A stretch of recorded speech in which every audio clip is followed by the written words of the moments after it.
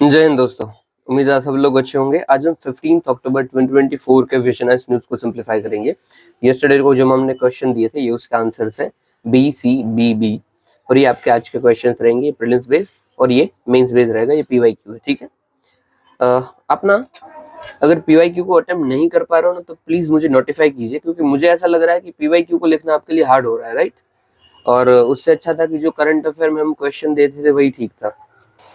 तो बस बता दीजिएगा कि कौन सा वे बेटर है, हम उसी को ऐड करेंगे, या फिर ऐसा रखेंगे कि हफ्ते में एक बार पीवाईक्यू देंगे, बाकी करंट अफेयर बेस्ड क्वेश्चन दे देंगे। सही है। और अगेन आपको अगर ये पीडीएफ चाहिए तो टेलीग्राम ग्रुप से मिल जाएगी, और अपने डाउट और आंसर को अपलोड करने के लिए आप चैट ग्रुप ज्वाइन कर सकते हैं टेलीग्राम का, लिंक इज इन डिस्क्रिप्शन। चलिए शुरू करते हैं। चलिए, सबसे पहले हमारी न्यूज है कि दिल्ली हाई कोर्ट ने ना डायरेक्शन इशू किए हैं कि रेयर डिजीज के मेडिकेशंस को इम्प्रूव करने के लिए। अभी देखो, जो डायरेक्शंस है वो तो हमारे इतने काम के नहीं है, बट मेन क्या काम का है कि जो जजमेंट आया है ये हमें याद रखना है। Master Arnesh Shaw versus union of India and others case, जिसमें हाईकोर्ट ने बोला है कि right to health is an integral part of right to life and personal liberty 21। देखो, ऑलरेडी ना बहुत बार आर्टिकल 21 से क्वेश्चन पूछा गया है। एग्जाम्पल मैं आपको दे देता हूँ, यहाँ पे नीचे मैंने डाले हुए हैं। ये देखिए, सिर्फ 21 आर्टिकल से कितने क्वेश्चन है कि 2018 में आया था कि इसमें से राइट टू पार्ट और लाइफ एंड पर्सनल लिबर्टी कौन से आर्टिकल में आता है, और राइट टू प्रिवेसी को पूछा था, तो इट इज इन आर्टिकल 21। फिर राइट टू प्रिवेसी, अगेन देखो सेम क्वेश्चन, वो कौन सा आर्टिकल के अंदर फॉल करता है, तो अगेन 21। फिर अगेन कि राइट टू मैरी, वो कौन से आर्टिकल के अंदर आता है, तो अगेन 21। तो आर्टिकल 21 का स्कोप इतना बड़ा है ना, तो इसके अंदर अलग अलग हमें राइट्स मिलते हैं। तो सेम है, अगर राइट टू हेल्थ अभी आ जाता है आपको, तो आप कौन सा टिक करोगे, आर्टिकल 21। इवन आप अपने मेंस के आंसर में भी लिखोगे कि भाई right to health is a integral part of right to life and personal liberty that government should ensure person can have good health and well being. ऐसा स्टेटमेंट मस्त बना के लिख सकते हो, आपको मार्क्स मिल जाएगा। तो देखो, ये जो जजमेंट है उसको आप नोट कर दोगे अपने नोट्स में, ठीक है। नोट्स में ये जजमेंट, और सिर्फ इतना ही याद डालना है कि हेल्थ वो इंटीग्रल पार्ट है राइट टू लाइफ का। ओके, अभी देख लेते हैं कि गाइडलाइंस क्या क्या इशू की है, क्या बोला है भाई कोर्ट ने। सबसे पहले तो कोर्ट ने यूनियन को बोला कि आपको क्या क्या करना है, जैसे कि आप एक नेशनल रेयर डिजीज फंड बनाइए। सबसे पहले रेयर डिजीज क्या होता है, उसी के मेडिकेशन की बात चल रही है। देख लीजिए यहाँ पे नीचे WHO ने रेयर डिजीज को डिफाइन किया है। तो ये कोई ऐसा डिजीज है जो हजारों में से किसी एक को होता है, और ये लाइफ लॉन्ग डिजीज होता है कि जल्दी से ट्रीट नहीं होगा, जैसे कि भाई पॉम्पे डिजीज हो गया, सीकल सेल एनीमिया हो गया। इन शॉर्ट, जो बहुत कम चांसेस है कि आपको होंगे, 1000 में से एक को होते हैं या फिर उससे भी कम को। तो ये रेयर डिजीज है और ये बहुत ही खतरनाक होते हैं ज्यादातर सारे के सारे। भाई गवर्नमेंट ने इनिशिएटिव क्या क्या लिए हैं इसके लिए, रेयर डिजीज के लिए। तो national policy for rare disease 2021 हमने बनाई हुई है, जो कि वही रेयर डिजीज को ट्रीट करने के लिए उसकी पॉलिसी स्ट्रेटेजी सब बनाता है, बट हालांकि ये हार्ड होता है। और फिर हमने राष्ट्रीय आरोग्य निधि भी बनाई है, जो पुअर पेशेंट को हेल्प करती है in to tackle and fight rare diseases. तो ये दोनों इनिशिएटिव आप याद रखोगे, ठीक है, बहुत जरूरी है। चलिए आगे देखते हैं, क्योंकि क्या है, ये आपको सिर्फ इधर ही काम नहीं आएगा, दूसरे टाइप के क्वेश्चन में भी ये चल जाता है कि भाई गवर्नमेंट देखो ऐसे काम कर रही है, और आपको लिंकेज बनानी है अपने, जब आंसर आप लिखो तो लिंकेज बनाइए, इसको याद रखिए। फिर किसी आंसर में इसके साथ हेल्थ के साथ कनेक्शन बैठ रहा है तो लगाइए, इसे लिखिए। अभी चलो देखते हैं कि क्या गवर्नमेंट ने बोला है, सॉरी कोर्ट ने बोला है यूनियन को कि सबसे पहले तो आप नेशनल रेयर डिजीज फंड बनाइए। अब इस फंड को भाई एडमिनिस्टर कौन करेगा, यहाँ पे देख लीजिएगा। तो national rare disease cell administer करेगा, जिसके अंदर नोडल ऑफिसर्स होंगे ministry of health and family welfare के। फिर आप डोनेशन का क्राइटेरिया भी इसके अंदर ऐड कीजिए कि जो CSR कंट्रीब्यूशन है वो इसके अंदर जा पाए एज पर कंपनीज एक्ट 2013। अभी CSR क्या है भाई, तो कॉर्पोरेट सोशल रिस्पॉन्सिबिलिटी, कि जो बड़े बड़े कॉर्पोरेट्स हैं, कंपनीज हैं, उनको भी हम रिस्पॉन्सिबिलिटी देते हैं कि आप एटलीस्ट अपना 2% जितना जो भी प्रॉफिट है, एग्रीगेट प्रॉफिट, उसको सोशल वेलफेयर में स्पेंड कीजिए, ताकि भाई राष्ट्र का भी भला हो पाए। दैट्स इट, यही है CSR, ठीक है। ये हमने ऑब्लिगेशन रखा है कि आपको करना ही पड़ेगा, और ये करते भी हैं। कोई कोई अस्पताल बना देते हैं, उसको फ्री मेडिकेशन देते हैं, या फिर कोई अनाथालय बना दिया, एटसेट्रा। इन शॉर्ट सोशली ये लोग कंट्रीब्यूट करते हैं, कॉर्पोरेट सोशल रिस्पॉन्सिबिलिटी, जिसमें 2% जितना क्राइटेरिया होता है। ओके, तो इसको भी भाई ओपन कीजिए कि रेयर डिजीज के लिए भी थोड़ा सा और कम कर पाए। ओके, फिर भी बोला है कि डेवलप कीजिए centralise national rare disease information portal, जिससे पेशेंट की रजिस्ट्री आप करवा पाओ, साथ ही साथ ट्रीटमेंट भी अवेलेबल करवा पाओ विद इन 3 मंथ्स। ये बहुत ही काम का है, मतलब ये वैसे काम नहीं है, अब अपनी अंडरस्टैंडिंग के लिए। और फिर dedicated fast track approval process कीजिए कि कोई रेयर डिजीज को ट्रीट करने के लिए कोई अप्रूवल मांग रहा है तो विद इन 60 डेज आप वो उसको अप्रूवल दे दीजिए। ओके। फिर कंपनीज को क्या गाइडलाइंस इशू की है, फार्मास्यूटिकल कंपनीज होती है, तो भाई आप अपनी थेरेपीज और मेडिकेशंस को अवेलेबिलिटी को और बढ़ाइए, आप ज़्यादा मैन्युफैक्चरिंग कीजिए, इंपोर्ट कीजिए एक्सेट्रा। और जो कंपनीज है वो सबमिट करें detail plan ministry of health and family welfare को और नेशनल रेयर डिजीज कमेटी को कि कैसे वो 90 डेज के अंदर local manufacturing and distribution facilities को और बढ़ाएंगे। Got it right. देखो ये सब इतना काम का नहीं है क्योंकि ये गाइडलाइंस है, इसमें से कौन सी फॉलोअप होगी कौन सी नहीं होगी, बट इसमें से कुछ आप याद रख लीजिए, जो भी आपको याद रह रही हो। मैं बोलता हूँ कि ये नेशनल फंड वाला याद रख लो, ठीक है, और ये फास्ट ट्रैक अप्रूवल प्रोसेस इतना याद रख लो क्योंकि ये रह जाएगा याद। और ये एक थेरेपीज वाला याद रख लो कि भाई कंपनीज को बोला है थेरेपी और मेडिसिन को आपको और बढ़ाना है। तो इन शॉर्ट कोई भी अगर क्वेश्चन आता है, अगर चांस बनते हैं कि भाई इससे ही क्वेश्चन आ जाता है, तो हम बोल सकते हैं कि भाई कोर्ट ने भी ये गाइडलाइंस दी है। ये जो हम रिकमेंडेशन लिखते हैं ना क्वेश्चन में आखिर में कि भाई क्या हमें करना चाहिए, उधर आप ये लिख दो, मस्त चल जाएगा। ओके चलिए आगे देखते हैं। आगे देखो ये न्यूज हम देखते हैं कि इंडिया रिकॉल किए हैं हाई कमिश्नर एंड एक्सपेल्ड किए हैं कैनेडियन डिप्लोमेट्स को, क्योंकि कनाडा और इंडिया की डिप्लोमेटिक टेंशंस काफी बढ़ गए हैं। रिसेंटली हुआ क्या था उसको हम ओवरव्यू दे देता हूँ। इंडिया ने एक शख्स था, बहुत सारे हैं, वैसे एक एग्जांपल देता हूँ, जैसे निजार निजार हमारे यहाँ पे क्रिमिनल घोषित था, उनकी कनाडा में हो गई डेथ। अभी इस डेथ को इन्वेस्टिगेशन करने के लिए कनाडा ने ये बोला कि भाई आपके जो ऑफिशियल्स है, इंडियन ऑफिशियल जो डिप्लोमेट कनाडा के अंदर होता है, उनकी भी हमें थोड़ी तहकीकात करनी पड़ेगी, तो आप जो अपनी डिप्लोमेटिक इम्यूनिटी है ना उसको हटा दीजिए भाई। अभी आप सोचिए हमारे अगर डिप्लोमेट को ये इन्वेस्टिगेट करे तो ये तो कितनी बकवास बात है।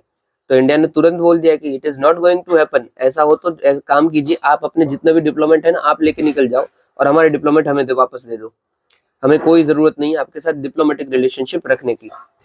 इवन यूट्यूब पे वीडियो भी आपको मिल जाएगा कि जयशंकर सर कैसे लताड़ रहे हैं जस्टिन ट्रूडो को, कैनेडियन प्राइम मिनिस्टर को, देख लीजिएगा, आपको थोड़ा आइडिया आएगा कि भाई क्या पूरा सीन है। और कनाडा ना अक्सर ऐसा करता है कि उधर के जो सेपरेटिस्ट ग्रुप है वो कनाडा से ऑपरेट करते हैं। बहुत सारे क्रिमिनल्स इंडिया से जो भाग जाते हैं, यूजुअली पंजाब के जो खालिस्तानी मूवमेंट के साथ जुड़े हुए हैं, वो कनाडा में अपना भाई आश्रय ले लेते हैं, शेल्टर ले लेते हैं, और कनाडा वाले बाकायदा उनको रखते भी हैं। क्यों? क्योंकि कनाडा में भाई बहुत सारी पॉपुलेशन जो है वो सिख है। अगर कनाडा उनको रखती है तो उनको ज्यादा वोट्स मिलेंगे, इसलिए कनाडा वाले रखते हैं। रिसेंटली अगर आप ने देखा हो तो कनाडा के प्राइम मिनिस्टर अपना एक पंजाबी सिंगर है उनके भाई कॉन्सर्ट में पहुंच गए थे। क्यों पहुंचे थे? क्या उनको एक्चुअली में ये गाने वाने पसंद है? नहीं, वो दिखाना चाहते थे कि भाई हमें भाई बहुत प्यार है सिख कम्युनिटी से। और याद रखिए कि पॉलिटिक्स में कोई अच्छा नहीं होता है, उनको सिर्फ वोट चाहिए होता है, क्योंकि कनाडा वाले इंडिया वालों के लिए सिंपैथी नहीं रखते हैं कायदे से, उन्हें वोट चाहिए इसलिए वो करते हैं। और वो क्रिमिनल को सपोर्ट करेंगे तो डेफिनेटली इंडिया वाले उनको काउंटर करेंगे, जो हमने किया। ठीक है चलिए आप पूरा समझ गए। अभी हम देखते हैं न्यूज में क्या है कि डिप्लोमेटिक इम्यूनिटी हटाने को बोला था। डिप्लोमेटिक इम्यूनिटी क्या होती है भाई?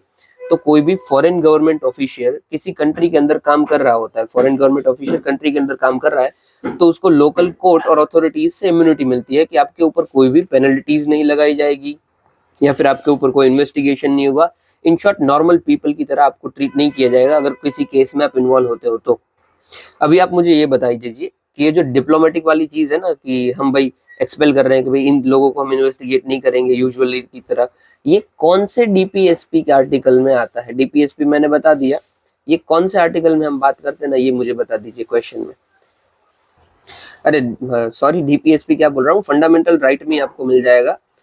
एक और क्लू देता हूँ, स्टार्टिंग में ही मिल जाएगा, बट कौन से आर्टिकल में आता है ना ये मुझे बता दीजिए। एक्सेप्शंस आते हैं एक आर्टिकल के अंदर कि भाई सबको आप ट्राई कर सकते हो बट इनको ट्राई नहीं कर सकते हो, कि डिप्लोमेट्स को, यूएन की जो ऑफिशियल्स होंगे उनको, एसेट्रा एसेट्रा। तो ये कौन से आर्टिकल की थी हम बात कर रहे हैं यहाँ पे, कमेंट में बता दीजिए। चलिए, और भाई ये सब हमने किसके थ्रू इस्टेब्लिश किया है कि क्यों हम ऐसा बोलते हैं? तो भाई वियना कन्वेंशन है कि कोई भी अगर डिप्लोमेटिक रिलेशन की बात करता है ना तो ऐसी ऐसी उसकी प्रोसीजर रहनी चाहिए। इंडिया और कनाडा दोनों ने इसको नोटिफाई और रेटिफाई किया हुआ है, इसीलिए हमने ये बोला। इंडिया ने कब किया हुआ था? तो डिप्लोमेटिक रिलेशंस एक्ट 1972।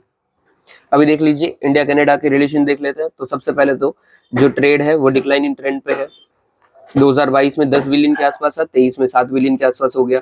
फिर कंसुलर मैटर्स देख लेते तो म्यूचुअल लीगल असिस्टेंट ट्रीटी हमने साइन की हुई है और एक्स्ट्रेडिशन ट्रीटी भी हमने साइन की हुई है। एक्स्ट्रेडिशन ट्रीटी क्या होती है, अगेन इसी के साथ कनेक्टेड इसलिए बता रहा हूँ कि समझ लीजिए इंडिया का टेररिस्ट हर एक कंट्री के साथ साइन होती है, सिर्फ कनाडा को मत मानना। इंडिया का टेररिस्ट कनाडा के अंदर चला जाता है तो कायदे से कनाडा को वो टेररिस्ट या जो भी है उसको वापस इंडिया को सौंपना पड़ेगा। इसका ही मतलब होता है एक्स्ट्रेडिशन। इवन कुछ भी कंट्री समझ लीजिए, ठीक है, इंडिया का कहीं रशिया चला जाए, कुछ भी, अगर दोनों के बीच में साइन है एक्स्ट्रेडिशन ट्रीटी तो उनको भेजना पड़ेगा। इवन हमारी ब्रिटेन के साथ साइन है। और जो ये विजय माल्या है, एसेट्रा, ऐसे बड़े बड़े लोग हैं जो लंदन भाग जाते हैं बड़े बड़े क्राइम करके, उसी को हम एक्स्ट्रेडिशन ट्रीटी के थ्रू ही बुला रहे हैं कि वापस भी भेज दीजिए। ओके। फिर न्यूक्लियर कॉपरेशन एग्रीमेंट हमारे बीच में साइन है। और फिर स्पेस सेक्टर में कॉपरेशन देखे तो भी इसरो ने कनाडा की सैटेलाइट भी लॉन्च की हुई है, कैनेडियन फर्स्ट लियो सैटेलाइट। लियो मतलब लो अर्थ ऑर्बिट। इसी को भी बता देता हूं मैं, ये पहले खत्म कर लें कि लियो क्या होता है, ठीक है। अब ये देख लीजिए कि भाई क्यों हमारे रिलेशनशिप है वो बिगड़ रहे हैं। सबसे पहले तो खालिस्तान इशू है।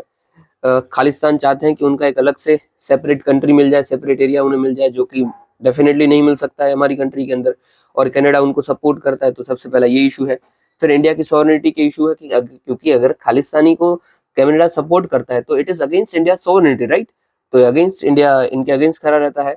फिर सिक्योरिटी कॉपरेशन है कि भाई वो टेररिस्ट को सहारा देते हैं, शेल्टर देते हैं, तो हम क्यों उनका सपोर्ट करेंगे। जयशंकर सर वही बोल रहे थे कि आप सोचिए कि अगर ये ही चीज हम आपके साथ करते तो कि आपका टेररिस्ट होता और हम उन्हें शेल्टर देते तो आप क्या करते। फिर डिफंक्ट एग्रीमेंट है कि जो हम कोशिश कर रहे हैं कि हमारा एग्रीमेंट साइन हो जाए कि भाई फॉरेन इन्वेस्टमेंट प्रोटेक्शन एग्रीमेंट, फिर इकोनॉमिक पार्टनरशिप एग्रीमेंट, बट उसमें कोई प्रोग्रेस नहीं है क्योंकि ऐसा रहेगा चांसेस नहीं बनते हैं प्रोग्रेस होने के। और वॉट बैंड पॉलिटिक्स भी है कि यूजुअली जो एरिया है कनाडा के अंदर, ओंटारियो और ब्रिटिश कोलंबिया जैसे, वहां पे सिख कम्युनिटी मेजोरिटी में रहती है और पार्टी चाहती है कि उनको उनके वोट मिल जाए, इसलिए ये लोग करते हैं ऐसा। अभी चलो सबसे पहले ना एक काम करते हैं, सबसे पहले लियो देख लेते हैं और फिर कनाडा की पूरी लोकेशन देख लेते हैं, ठीक है। चलिए, लियो क्या होता है तो ये देख लीजिए कि ये हमारी अर्थ है। अर्थ से कुछ लिमिट तक, अभी देखो अर्थ के सरफेस से आप अराउंड 160 से 2000 किलोमीटर ऊपर चले जाओगे तब आपको मिलेगा लियो। लियो मतलब लो अर्थ ऑर्बिट। फिर 2000 से ऊपर लेके आप 35,786 चले जाओगे तब आपको मिलेगा मीडियम अर्थ ऑर्बिट। ऑर्बिट मतलब यही है कि अर्थ के आसपास जो उसकी ग्रेविटी होती है और उसके आसपास जो चीजें घूमती रहती है उसी को ऑर्बिट बोलते हैं। कि जो अपने अर्थ और सब प्लानेट हैं वो सन के ऑर्बिट में घूमते रहते हैं, ये कोई ओरिजिनल चीज नहीं है। और फिर जियो तो भाई 35,786 के ऊपर जितना भी चले जाओ वो सब जियो है। जियो मतलब भाई जियो स्टेशनरी ऑर्बिट। फिर एक और होता है जियो सिंक्रोनस ऑर्बिट। देखो स्टेशनरी में क्या है, आपको इधर स्टेशनरी शब्द समझ दिख रहा है ना। स्टेशनरी मतलब जो रुका हुआ है, स्टेशन है, ओके। और ये क्यों होता है कि ये एरिया में सैटेलाइट छोड़ी जाती है कि लियो में सैटेलाइट रखी, मियो में रखी, जियो में रखी। अभी जियो में रखी है तो स्टेशनरी एरिया में रखी है। स्टेशनरी में इक्वेटर के ना एकदम हम लाइन में रखे होते हैं सैटेलाइट को, एकदम एकदम प्रॉपर। और ये भाई अर्थ घूमता है उसके साथ ये भी घूमता रहता है, तो ऐसा हमें लगता है कि ये सैटेलाइट घूम ही नहीं रहा है। समझ लीजिए अर्थ 5 की स्पीड से घूम रहा है, सैटेलाइट भी 5 की स्पीड से घूम रहा है और एक ही ऑर्बिट में घूम रहा है, तो हमें लगेगा कि अच्छा ये तो घूम ही नहीं रहा है, तो हमें ये स्टेशनरी लगेगा, रुका हुआ लगेगा, बट एक्चुअली ये रुका हुआ नहीं है। और फिर दूसरा होता है जियो सिंक्रोनस, जो मैंने आपको बताया, ये अर्थ है समझ लीजिए और ये उसकी ऑर्बिट है, ये उसके आजू बाजू जो ऐसे घूम रहे हैं ना, ये ऑर्बिट है।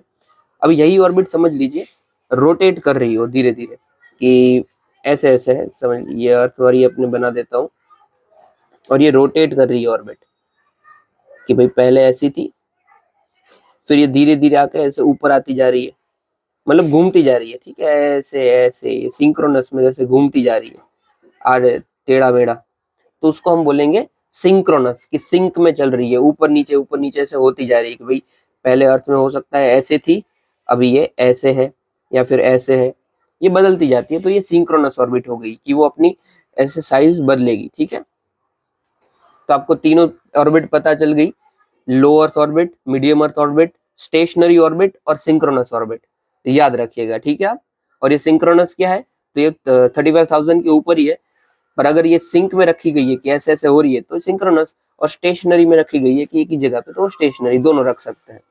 ओके चलिए आगे देखते हैं अभी।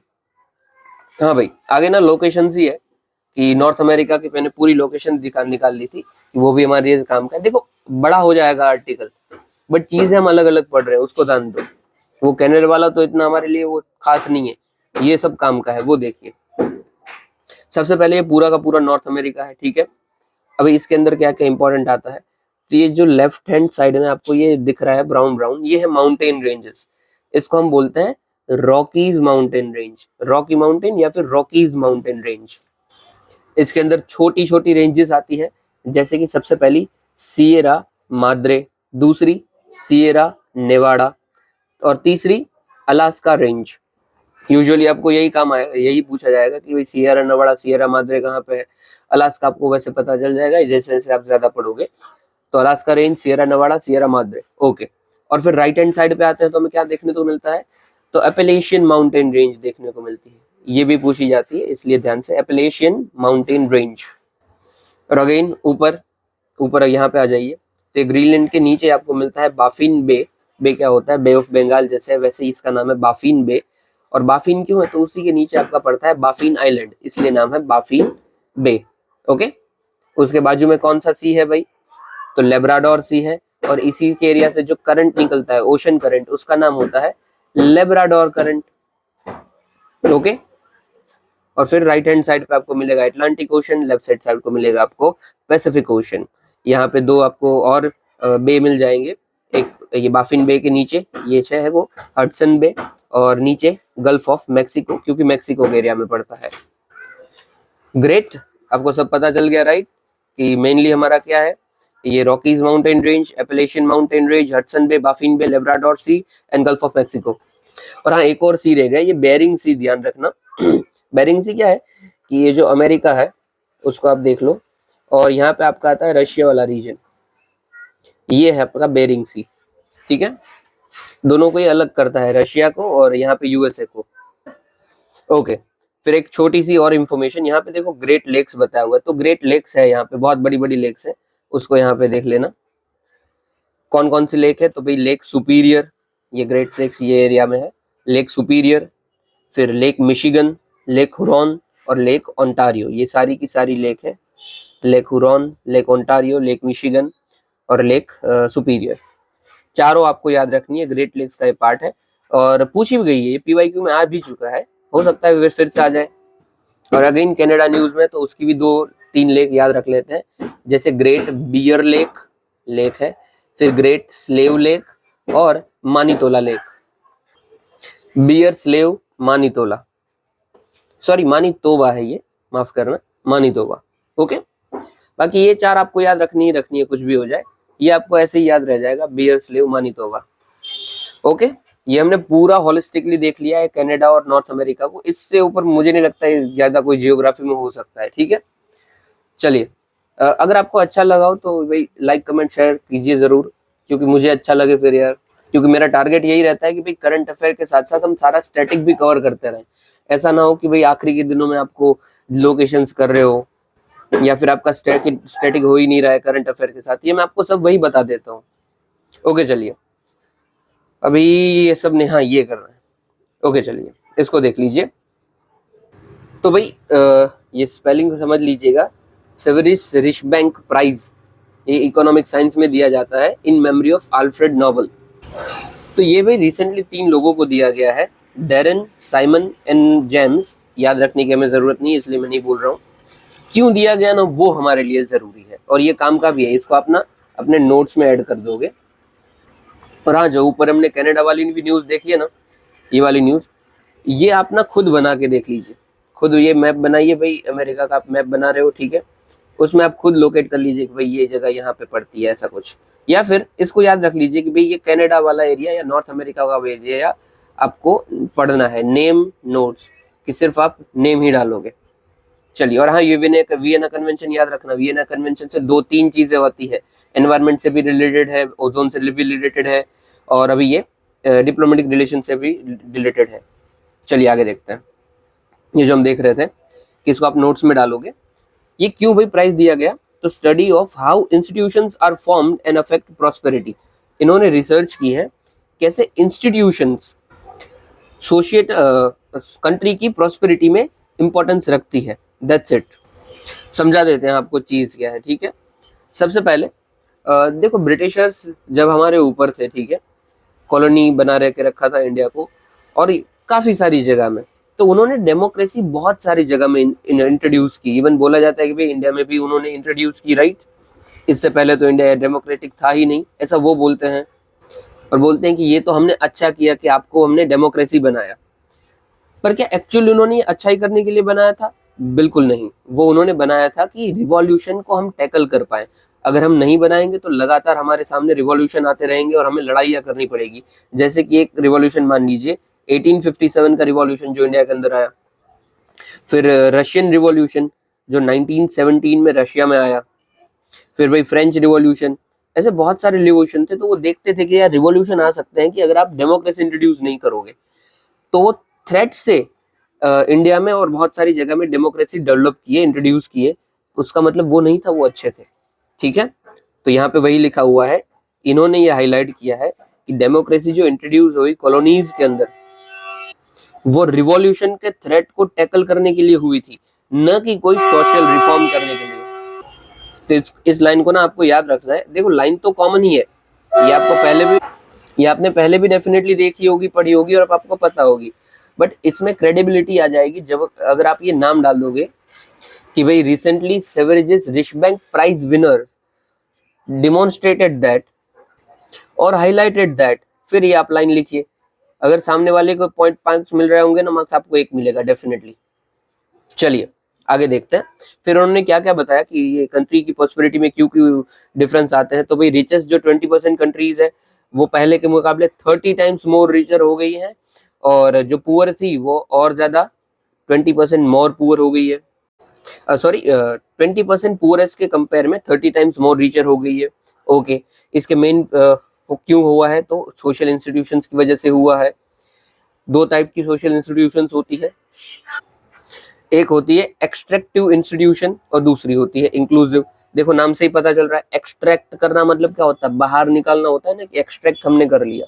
सेम, तो ये इंस्टीट्यूशन भी वही कर रही थी कि कॉलोनीज के अंदर इसे बनाया जा रहा था। और इसका मेन फोकस क्या था कि भाई इंडिजीनियस पॉपुलेशन, मतलब जो भी कॉलोनी है वहां की पॉपुलेशन और उनके नेचुरल रिसोर्सेज को एक्सट्रैक्ट कर करके हमारी मेन कंट्री में लेके जाना। कॉलोनाइजर लेके जाते थे, उनका फायदा उठाना। That's it.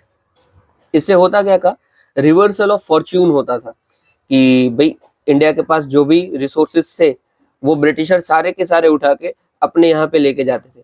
इवन अभी भी उनके म्यूजियम में, ब्रिटिश म्यूजियम में, ब्रिटिश के ज्यादा इंडियन आपको एंटिक्स मिल जाएंगे।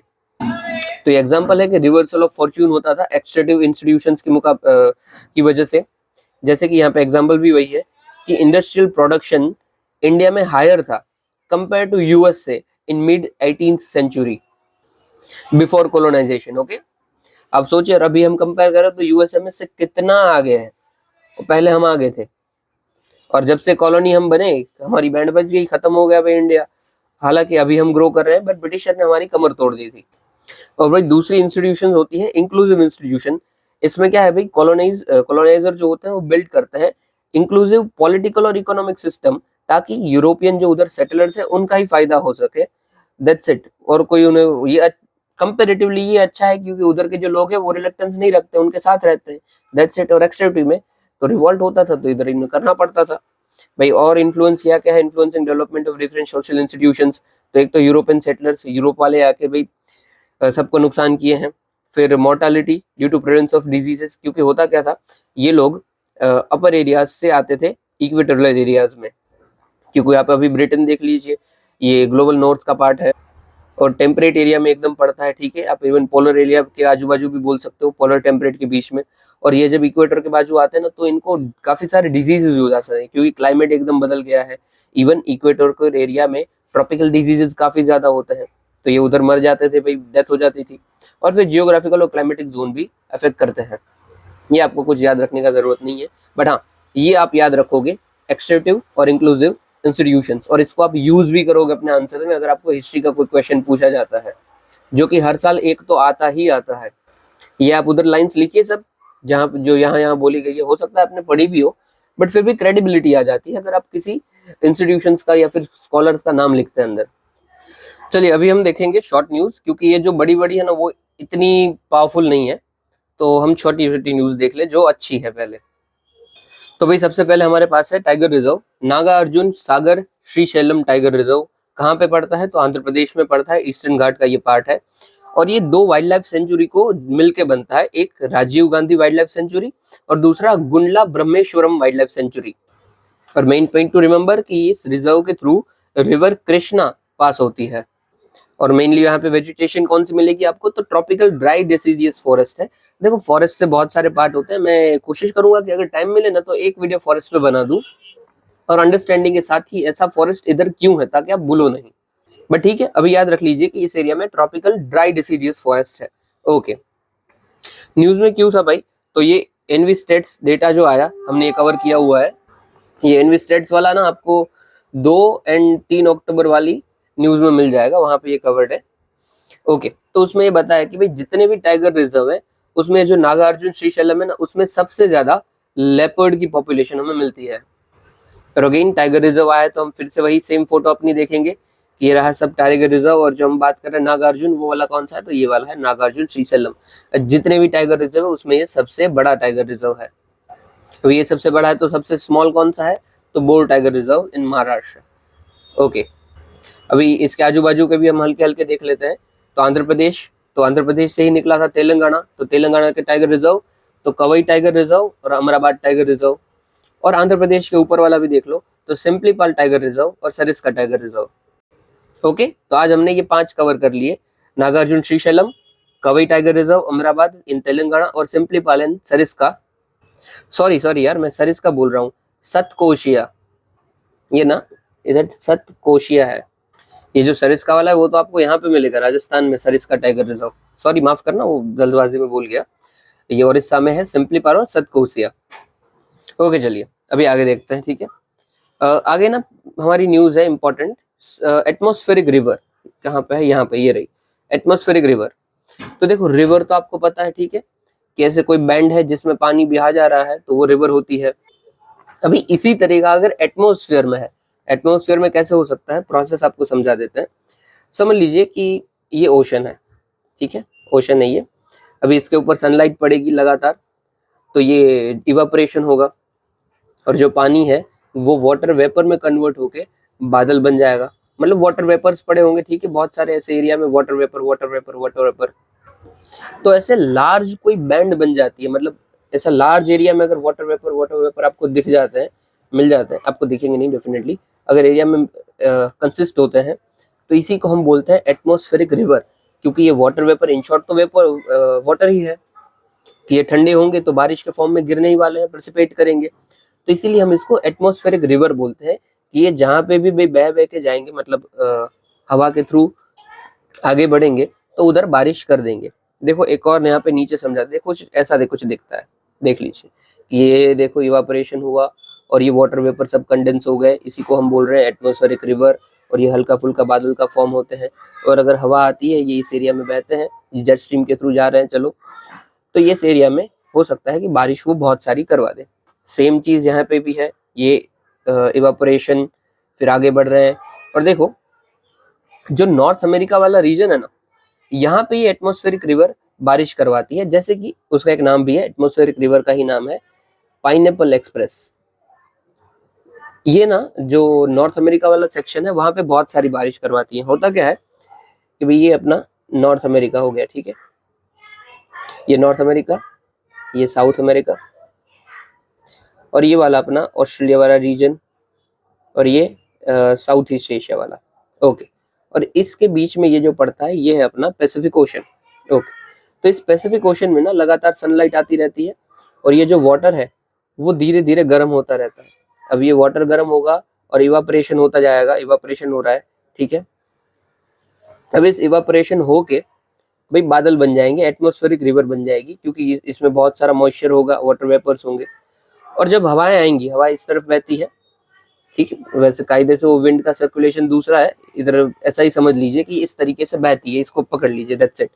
बाकी तो वे अलग अलग तरीके से बहती है, ऐसे बहेगी, उसको छोड़ो कि ये जेट स्ट्रीम है, जेट स्ट्रीम ऐसे जा रही है, तो ये जो बैंड है ना, मॉइस्चर की बैंड, इसको भी ये अपने साथ ऐसे लेके जाएगी।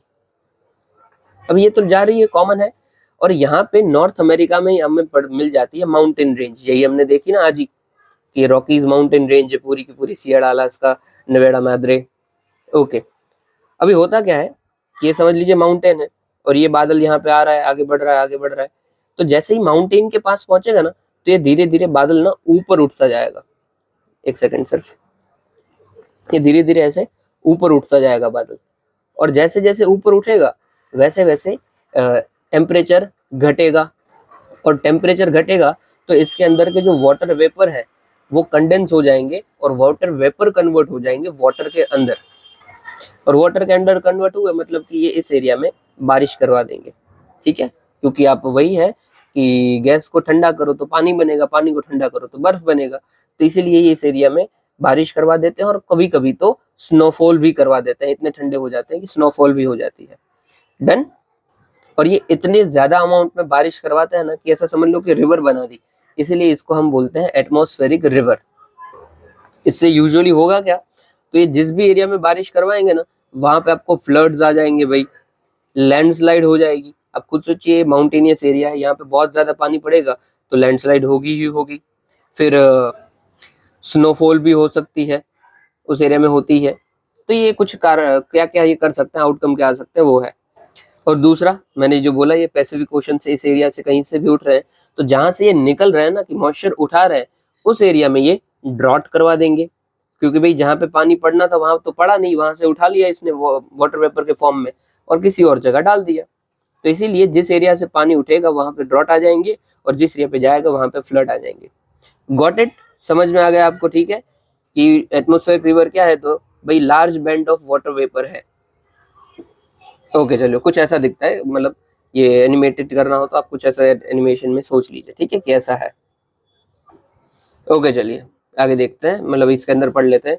तो भाई atmospheric vapour, long range narrow band atmosphere that transfer most of the water vapour outside the tropic. ये यूजुअली क्या होता है कि जो ट्रॉपिकल एरिया है वहां से उठते हैं और सब ट्रॉपिकल या फिर टेम्परेट एरिया में जाते हैं, इसलिए बोलते हैं कि आउटसाइड ऑफ ट्रॉपिक से ट्रॉपिक से पानी उठाकर आउटसाइड ऑफ ट्रॉपिक ये पानी लेके जाते हैं। ओके, कॉन्सिक्वेंसेस क्या क्या हो सकते हैं, तो जहाँ पे ये लेके जाते हैं वहाँ पे लॉन्गर ड्रॉट्स आ जाएंगे, वाटर सप्लाई आपको एकदम कम हो जाएगी, एग्रीकल्चर भी कम हो जाएगा, क्योंकि जहाँ पे बारिश थी वहां से तो ये वाटर वेपर लेके गए ना।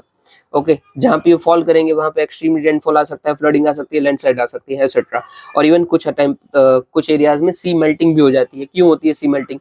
अभी आप खुद समझ लीजिए कि ये बर्फ का टुकड़ा लीजिए अपने फ्रिज से और उसके ऊपर पानी डालिए, तो क्या करेगा, बर्फ का टुकड़ा धीरे धीरे पिघलने लगेगा ना, इरोड हो जाएगा। तो इसीलिए स्नो मेल्ट हो जाती है कि जिस एरिया में ज्यादातर पानी गिर रहा है उस एरिया में स्नो मेल्ट हो जाएगी।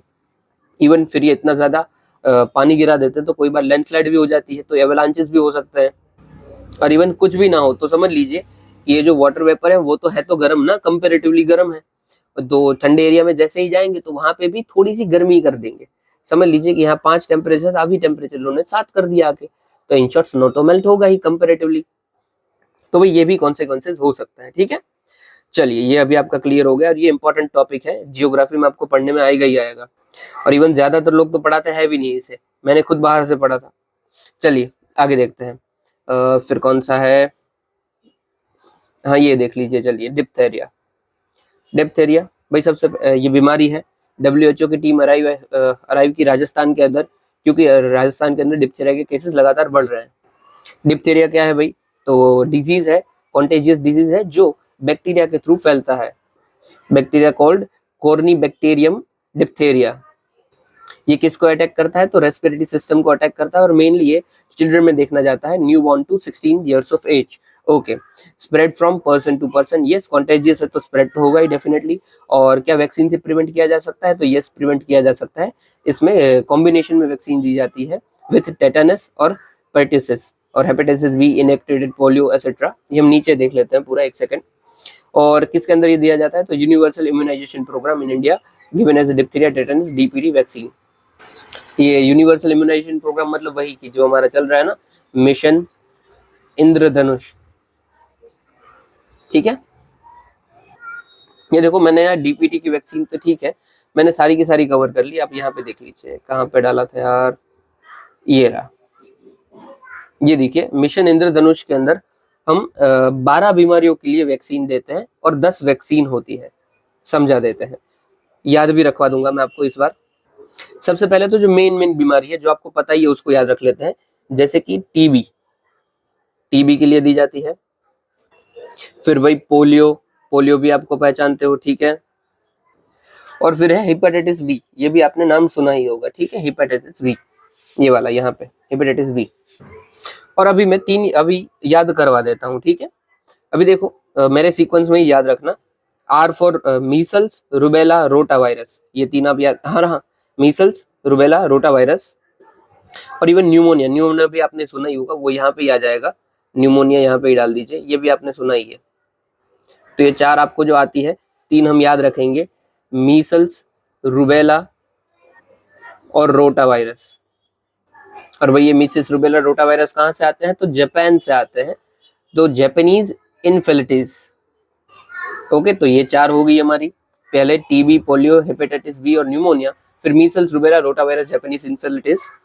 और अभी हम दूसरी याद रखेंगे, जैसे डीपीटी हमने ऊपर ही देखा ना कि डीपीटी दी जाती है, डीपीटी किस लिए है, तो डिप्थेरिया, पेर्टिसिस और टेटनस, और ये किसके साथ जोड़ दीजिए, मेनिंगिटीज, क्योंकि सब में पीछे ऐसे साथ ना। तो भाई डिप्थेरिया, टेटनस,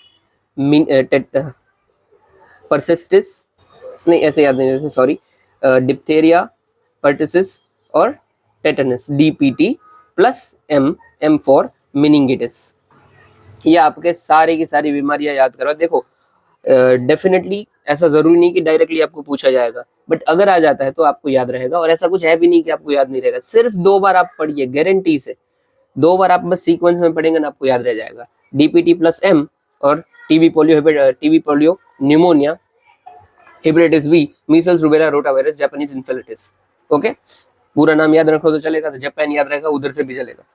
ओके चलो, तो ये मिशन इंद्रधनुष के अंदर हम सारे बच्चों को देते हैं। चलिए अभी आगे देखते हैं। ये डिप्थीरिया कवर हो गया है हमारा। ओके चलिए अभी ये एक और आखिरी देख लीजिए, यूरोपा क्लिपलर मिशन।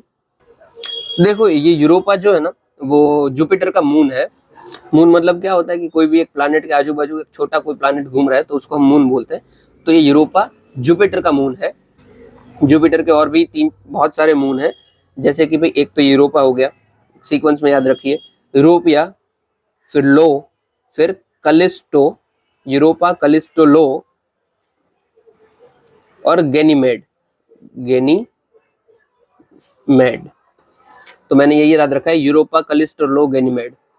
और भी बहुत सारे, बड़े ये बड़े हैं तो इसको आप याद रख लीजिए, ठीक है। तो बस इसी को स्टडी करने के लिए, यूरोपिया को स्टडी करने के लिए नासा वाले मिशन लॉन्च किए हैं, यूरोपा क्लिपलर, दैट्स इट। ये 2023 में, सॉरी 2030 में इसको प्रॉपरली ऑर्बिट में पहुंचाया जाएगा, और ये 31 के आसपास यूरोपिया के एरिया में भी पहुंच जाएगा। ओके ओके, दैट्स इट, और कुछ काम का नहीं है, बस नाम हमें ध्यान रखना है। यूरोपिया क्लिपलर किसका मिशन है, तो नासा का मिशन है, और कहाँ पे जा रहा है, तो जुपिटर में जा रहा है, और उसके प्लानिट यूरोपा के अंदर। ओके चलिए अभी देखो वापस बड़ी न्यूज देखते हैं। ये सब काम की नहीं है, मतलब काम की है बट इतनी इंपॉर्टेंट नहीं है और इतना डेटा नहीं है, इसलिए तो थोड़ा इसको भगा देंगे। सबसे पहले भाई अनुसंधान नेशनल रिसर्च फाउंडेशन ने लॉन्च किए हैं 2 इनिशिएटिव, एक प्रधानमंत्री अर्ली करियर रिसर्च ग्रांट और दूसरा mission for advancement of high impact area और इलेक्ट्रिक व्हीकल। सबसे पहले देख रहे कहते हैं अनुसंधान रिसर्च फाउंडेशन क्या है, अनुसंधान नेशनल रिसर्च फाउंडेशन, तो वही एनआरएफ एक्ट के थ्रू बना गया है 2023 में, और department of science and technology के अंडर ये ऑपरेट करता है। मेन इसका फोकस क्या रहता है कि सीड करना, ग्रो करना और प्रमोट करना रिसर्च एंड डेवलपमेंट को हर एक इंडिया के यूनिवर्सिटी, कॉलेजेस और रिसर्च इंस्टीट्यूशंस में। ओके, ये एपेक्स बॉडी है जो कि प्रोवाइड करती है अपने हमने उनको high level strategic direction to scientific research as per recommendation of national education policy. Okay, in short आप समझ गए, रिसर्च और डेवलपमेंट और इनोवेशन का काम है अनुसंधान नेशनल रिसर्च फाउंडेशन। और इसके जो इनिशिएटिव उसको देख लेते हैं। सबसे पहले अर्ली करियर ग्रांट में तो भाई इंडिया को इसको पोजीशन करना है as a leader in science and technology. उसके लिए भाई बजट करो, रिसर्च करो, इन्वेस्टमेंट करो एसेट्रा। और इसका सिग्निफिकेंस क्या होगा, तो हाई क्वालिटी इनोवेशन रिसर्च हमारे यहाँ पे बढ़ेगा, एक्सपांड होगा हमारा नॉलेज और बाउंड्री नेटवर्क एसेट्रा। नॉर्मल चीज है इसलिए भगा रहा हूँ। फिर हो मिशन है advancement of high impact areas EV के लिए। तो भाई ईवी की टेक्नोलॉजी को डेवलप हम कर पाए, हमारी इंपोर्ट डिपेंडेंसी को कम कर पाए, उसके लिए हमने ये लॉन्च किया है। और इसका मेन फोकस क्या है, तो आत्मनिर्भर Bharat self rent India vision जो हमने लॉन्च किया हुआ है उसके इनलाइन ये बैठता है, क्योंकि हमारे यहाँ पे डेवलपमेंट की बात है। और इसमें भी 3 क्रिटिकल टेक्नोलॉजी वर्टिकल्स हैं जो कि हमारी capabilities for design and development को इनहेंस करने की बात करते हैं। ओके, कौन से कंपोनेंट याद रखने की जरूरत नहीं है, पर देख लीजिए कि बैटरी सेल को, इलेक्ट्रॉनिक्स को, फिर मशीन और उसके ड्राइव्स इंफ्रास्ट्रक्चर को और बढ़ाना। That's it. सिग्निफिकेंस क्या होगा इस मिशन का, तो वही इंडिया ग्रो कर पाएगा as a hub of EV component development, और साथ ही ये हमारे ग्रीनर और सस्टेनेबल फ्यूचर के लिए भी काम आएगा। ये देखो छोटे मोटे इनिशिएटिव आते हैं, इसको खास याद रखने का जरूरत नहीं है। इससे अच्छा ईवी के लिए आप क्या याद रखो, पीएम ई ड्राइव स्कीम, ये मेन स्कीम है इलेक्ट्रो ईवी के लिए। और ये याद रह जाता है तो रख लीजिए कि माहा, नाम इजी है इसलिए माहा ईवी। और फिर रिसर्च के लिए तो आप क्या याद रखोगे, तो भाई स्टार्टअप इंडिया प्रोग्राम, अटल इनोवेशन मिशन, फिर आईडेक्स, बहुत सारा है। चलिए आगे देखते हैं, बड़ी न्यूज ही है अगेन। तो ये फिर न्यूज है, प्रधानमंत्री गति शक्ति नेशनल मास्टर प्लान ने कंप्लीट किए हैं 3 साल। सबसे पहले देख लेते हैं ये क्या था, पीएम गति शक्ति नेशनल मास्टर प्लान। तो भाई मेनली हमारे एरियाज, मतलब जो इंडिया है हमारे यहाँ, उसमें हमें कनेक्टिविटी प्रोजेक्ट्स और इंफ्रास्ट्रक्चर बनाना है। That's it. देख लीजिए ऑब्जेक्टिव, तो नेक्स्ट जेन इंफ्रास्ट्रक्चर हमें बनाना है। ओके, कौन कौन सा होगा, तो railway, road, port, waterway, airport, mass transport, logistic infrastructure etcetera. ये इसके मेन 7 एरियाज है। ठीक है, ये भाई it is developed as digital master planning tool by BISAG. BISAG मतलब Bhaskaracharya national institute of space application and geoinformatics. Okay, ये याद रखने की जरूरत नहीं है। ठीक है, यहाँ रख दीजिए ना यार, ये रह जाता है तो रख लीजिए, कोई बात नहीं। इट्स प्रोवाइड कॉम्प्रिहेंसिव डेटाबेस और ऑनगोइंग इन फ्यूचर प्रोजेक्ट। हाँ यार, इन शॉर्ट कनेक्टिविटी प्रोजेक्ट से ये सारे आपको पता चल ही रहे हैं किस टाइप के प्रोजेक्ट्स हैं। ठीक है, और बस 3 साल कंप्लीट किया तो उसके कुछ कुछ की अचीवमेंट्स लिखे गए हैं, जैसे कि ऑन बोर्डिंग होल गवर्नमेंट। तो वही 44 सेंट्रल मिनिस्ट्री और 36 स्टेट एंड यूनियन साथ मिलकर काम किए हैं। जैसे कि for example over 8,800 kilometre road, 27,000 kilometre railway lines और 300 किलोमीटर कोस्टल कॉरिडोर्स गुजरात के अंदर प्लान है यूजिंग नेशनल मास्टर प्लान। फिर सोशल सेक्टर में देखें, डायरेक्ट एग्जांपल ही देते हैं कि स्कूल्स हमने बनाई है बहुत सारे अनडिजर्व्ड एरियाज के अंदर, सॉरी अनडिजर्व क्या, अंडर डिजर्व एरियाज के अंदर, जैसे कि यूपी में पहुंच पोर्टल। फिर भाई स्टेट मास्टर प्लान के अंदर गोवा ने इसके अंदर डिजास्टर मैनेजमेंट प्लान बनाया है जो कि फ्लड्स प्लोन एरियाज को प्रोटेक्ट कर पाए अलोंग विथ अमोना रिवर। फिर भाई ट्रेड फैसिलिटेशन में हमने लॉजिस्टिक परफॉर्मेंस में अपनी रैंक बढ़ा दी है, तो 38 हम पहुंच गए फ्रॉम 44। फिर डेटा ड्रिवन में GIS based tool and real time monitoring हमने बढ़ाई है। फिर डिस्ट्रिक्ट लेवल प्लानिंग में हमने डिस्ट्रिक्ट मास्टर प्लान पोर्टल बनाया, जिसमें भी सेम ही हम काम करते हैं। ठीक है, आपको अगर ये क्वेश्चन आता है तो आपको बस क्या याद रखना है, ये पहली वाली लाइन है ना, इसको याद रख लिए कि भाई approximately 9,000 kilometre road, 27,000 kilometre railways और 300 किलोमीटर कोस्टल कॉरिडोर्स। और फिर हमने अंडर सर्व्ड एरियाज के अंदर काम किया है, एग्जाम्पल यूपी के अंदर वाया पहुंच पोर्टल। ये एग्जाम्पल याद रखने, इन शॉर्ट ये 3 एग्जाम्पल याद रख लीजिए, और ये इंडेक्स भी याद रख लीजिए, इतना काफी है, बहुत काफी है और हार्ड भी नहीं है, याद रह जाएगा। लॉजिस्टिक परफॉर्मेंस का हमारा 38 रैंक है।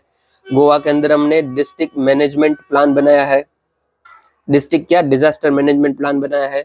फिर ये रोड वाला गुजरात का, और ये यूपी का पहुंच पोर्टल। ओके चलो, इसको आप ना सिर्फ अपने नोट्स में डाल दोगे, सिर्फ नाम कि इसको 3 साल कंप्लीट हुआ है, उतना ही। फिर भाई नेक्स्ट न्यूज है कि नेशनल इलेक्ट्रिसिटी प्लान लॉन्च किया है यूनियन मिनिस्ट्री ऑफ पावर ने।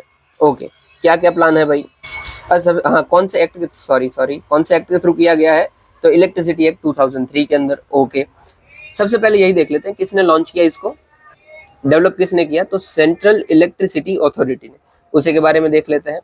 तो भाई सेंट्रल इलेक्ट्रिसिटी अथॉरिटी, इसको इलेक्ट्रिसिटी एक्ट 1948 के थ्रू बनाया गया था, हालांकि फिर इसको चेंज करके इलेक्ट्रिसिटी एक्ट 2003 कर दिया, तो इसी के थ्रू बनाया गया था। इसके अंदर 14 मेंबर रहते हैं, 8 जो होते हैं वो फुल टाइम होते हैं, इससे ज़्यादा नहीं हो सकते हैं, और मोर देन 40 भी नहीं हो सकते हैं। इसका काम क्या है, तो सेंट्रल गवर्नमेंट को एडवाइस करना related to electricity matters. Okay भाई, इसी ने मिशन लॉन्च किया है। क्या मिशन है हमारा इलेक्ट्रिसिटी मिशन में, तो भाई हम अपना जो टारगेट है रिन्यूएबल इंस्टॉल कैपेसिटी का बाई 2030, उसको और बढ़ाएंगे, अचीव करेंगे और बढ़ाएंगे भाई 600 तक कर देंगे बाई 2032। फिर एक्सपेंड करेंगे transmission network to 6.5 lakh kilometres के आसपास। फिर हम इंटर रीजनल ट्रांसमिशन कैपेसिटी को बढ़ाएंगे, जैसे हमने ये अभी देखा था ना कि इंडिया कैसे नेपाल, भूटान, बांग्लादेश को जोड़ रहा है, नेपाल इंडिया बांग्लादेश के थ्रू जोड़ रहा था हमारा ट्रांसमिशन कैपेसिटी, ट्रांसमिशन नेटवर्क। फिर इनकॉर्पोरेट्स करेंगे हम इनोवेटिव एलिमेंट्स को। ओके, ये सब याद रखने का जरूरत नहीं है अंदर का। फिर एड्रेस करेंगे power needs by green hydrogen और ग्रीन एमोनिया। फिर हम कवर करेंगे border interconnections like Nepal, Bhutan, Myanmar, Bangladesh, हमने जो ऊपर देखा भी था। याद इसमें क्या रखने की बात है, एक ये ग्रीन हाइड्रोजन और ग्रीन एमोनिया वाला याद रखिए, और फिर ये याद रखिए जो ऊपर सबसे पहला है कि हम 600 गीगावाट 2032 तक हासिल करने का इसमें प्लान किए हैं। हालांकि मेन यही है 500 गीगावाट बाई 2030 रेन्यूएबल एनर्जी। अभी चलिए जो बाकी थी शॉर्ट न्यूज़ उसको कवर कर लेते हैं। सबसे पहला ई मार्गरेट पोर्टल, तो मिनिस्ट्री ऑफ एक्सटर्नल अफेयर्स ने लॉन्च किया है with ministry of labour and employment. Main इसका फोकस क्या है, तो भाई जो भी इंडिया के बाहर एम्प्लॉयमेंट के लिए जाते हैं विदेश में, उनको फैसिलिटीज़ एंड मैनेजमेंट प्रोवाइड करना, दैट्स इट, ठीक है। और ये 24/7 होगा और मल्टीलिंगुअल होगा, मतलब बहुत सारी भाषा में अवेलेबल होगा। ओके चलिए आगे देखते हैं। इतना ही काम का था ई माइग्रेंट पोर्टल। अगर माइग्रेंट से ऊपर क्वेश्चन आए या फिर इंडिया के एम्प्लॉयमेंट के ऊपर क्वेश्चन आए जो बाहर जाते हैं, तो उसमें आपको काम आएगा ई माइग्रेंट पोर्टल। ओके, फिर डिप्थीरिया देख लिया। फिर है PLI scheme for white goods. सबसे पहले वाइट गुड्स कौन से होते हैं, जो हमारे घर में यूज़ होता है ना, कि washing machine, fridge, oven etcetera, वो सब वाइट गुड होते हैं। तो white good it's our day to day household appliances, वो वाइट गुड है। और उसके लिए है PLI स्कीम। PLI स्कीम क्या होती है कि आप सर्टन क्राइटेरियाज फॉलो कीजिए इसके अंदर, जैसे कि कुछ सर्टन इन्वेस्टमेंट आपके यहाँ पे आना चाहिए, या फिर कोई आप सर्टन लेवल का प्रोडक्शन कर रहे हो जो आपको बताया गया है, और कुछ क्राइटेरिया के मुताबिक आप एक्सपोर्ट भी कर रहे हो, तो आपको PLI स्कीम का पार्ट मिल सकता है। उसमें आपको इंसेंटिव मिल सकते हैं, कुछ पैसे आपको वापस मिल जाएंगे, कुछ कम देना पड़ेगा एसेट्रा। तो बस इसी को हमने PLI को लॉन्च किया है for white goods, that's it.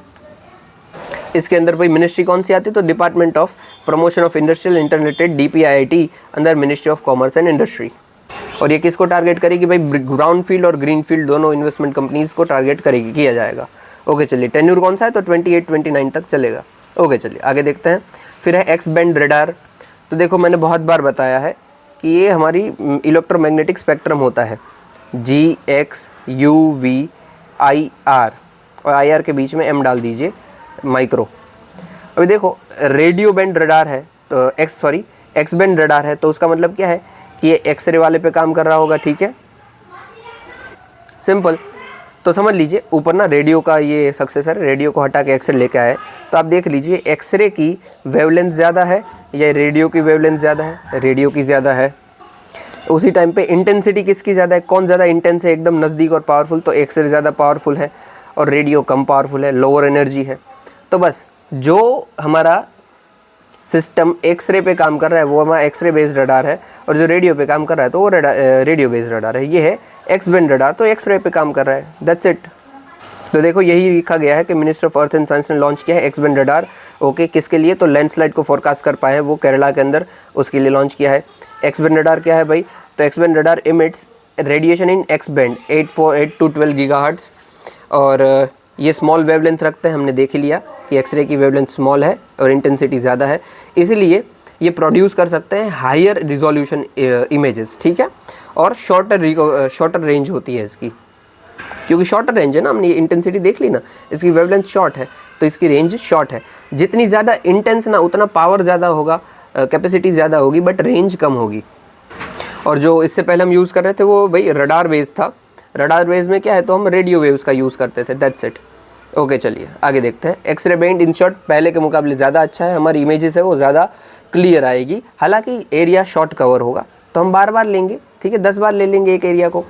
Okay, फिर कौन सा बाकी रह गया है, ये वाला कि फिर इंडियन फार्माकोपिया कमीशन। तो देखो हम जो भी दवाई लेते हैं ना, अभी आप नोट करना, उस दवाई के ऊपर ना एक मार्क होता है, एक देखो ऐसा मार्क होगा IP, फिर उसके साथ लगा हो सकता है दूसरा भी हो RX या फिर X, फिर H, schedule H medicine, schedule M medicine. ये सब मेडिसिन के शेड्यूल या फिर स्टैंडर्ड्स कौन डिसाइड करता है कि भाई RX है या नहीं, ऐसा सब कुछ। तो ये वो डिसाइड करता है IPC, इंडियन फार्माकोपिया कमीशन, की कौन सी मेडिसिन कोई पर्सन ऐसे ही ले सकता है डॉक्टर के प्रिस्क्रिप्शन के बिना, कौन से के लिए डॉक्टर का प्रिस्क्रिप्शन अनिवार्य है, ये सब यहाँ पे ही लिखा होता है शेड्यूल में, ठीक है। कोई भी दवा घुमा के देख लेना, आपको इनमें से कुछ तो दिख ही जाएगा। जैसे कि शेड्यूल H है, एग्जांपल दे रहा हूँ, उसमें खास लिखा ही होता है कि शेड्यूल H मेडिसिन आप बिना डॉक्टर की एडवाइस के इसको नहीं ले सकते हैं एसेट्रा, और मेडिकल वाले आपको देंगे भी नहीं। हालांकि इंडिया में चल जाता है, दे देते हैं, वो अलग बात है। तो IPC का काम क्या है भाई, तो ऑटोनोमस इंस्टीट्यूशन है, ministry of health and family welfare पे काम करती, और ये ड्रग्स के स्टैंडर्ड्स को डिसाइड करती है। दैट्स इट, यही न्यूज़ में था। आगे देख लेते हैं। और हाँ, न्यूज़ में दूसरा क्या था कि ये आप क्रेडिबिलिटी में यूज़ कर सकते हैं कि भाई 11 कंट्रीज़ ने IPC के स्टैंडर्ड्स को एक्सेप्ट किया है कि हाँ भाई IPC के स्टैंडर्ड्स अच्छे हैं और हम भी इसके थ्रू काम करेंगे, 11 कंट्रीज़ ने। ओके, फिर हमारी लास्ट न्यूज़ है कोलंबिया के ऊपर। अभी इंडिया ने कोलंबिया के साथ ऑडियो विजुअल को प्रोडक्शन एग्रीमेंट साइन किया है, उसके लिए न्यूज़ में था। कोलंबिया तो भाई साउथ अमेरिका का पार्ट है, हमने ये 50 बार देखा है, यहाँ पे ये पड़ता है। उसकी आजू बाजू की कंट्रीज़ कौन सी, यहाँ पे ही देख लीजिए, तो भाई वेनेजुला, ब्राज़ील, पेरू और इक्वाडोर, और ऊपर की बाजू में देखोगे तो पनामा भी पड़ता है। इसके ऊपर फिर कैरेबियन सी आता है, इसके लेफ्ट में आपको मिल जाता है पैसिफिक ओशन, और इधर एकदम राइट बाजू आप देखोगे जो कि नहीं है बॉर्डर, फिर भी अटलांटिक ओशन आ जाता है। और ये भाई यहाँ पे एरिया में पनामा कैनाल आती है। और देखो ये जो एरिया है वही नॉर्थ अमेरिका को साउथ अमेरिका के साथ कनेक्ट करता है। नहीं तो ये ऐसा माना जाता है कि कोलंबिया ना साउथ अमेरिका का गेटवे है, कि इसके थ्रू ही आप साउथ अमेरिका के अंदर घुस सकते हो। ओके, यहाँ पे वही लिखा है gateway of south America, border Caribbean Pacific ocean, ये बॉर्डरिंग कंट्रीज़ है उसकी। और इसके अंदर रिवर कौन कौन सी है हमने बहुत बार देखा है, यहाँ पे मैं ऐड नहीं कर रहा हूँ क्योंकि बहुत ज़्यादा हो जाएगा वो। तो भाई अमेज़ॉन, ओरिनोको और मेगलडेना। ओके, चलिए यही था खास, बाकी कुछ न्यूज़ में नहीं है, इतना ही काफ़ी है। और हाँ, ये सब आप देख लीजिएगा, मैंने इतना सारा नोट्स डाला है तो आपको यार काम आना चाहिए। और ये आपके क्वेश्चन है, इसको अटेम्प्ट ज़रूर कीजिएगा क्योंकि अच्छा लगता है अगर आप अटेम्प्ट करते हो तो। और हाँ, आपको PYQ अगर समझ नहीं आ रहा है तो प्लीज़ मुझे कमेंट में बता दीजिएगा, तो मैं अपडेट कर दूँ और हम करंट बेस ही क्वेश्चन रखें। PYQ कभी कभी रखेंगे और बाकायदा मैं आपको समझाऊंगा कि कैसे लिखना चाहिए वीडियो में ही। So that's it for this video. अगर आपको पसंद आया है तो लाइक, कमेंट, शेयर, सब्सक्राइब ज़रूर कीजिएगा और PDF के लिए टेलीग्राम चैनल ज्वाइन कर लीजिएगा। सुनने के लिए शुक्रिया। जय हिंद।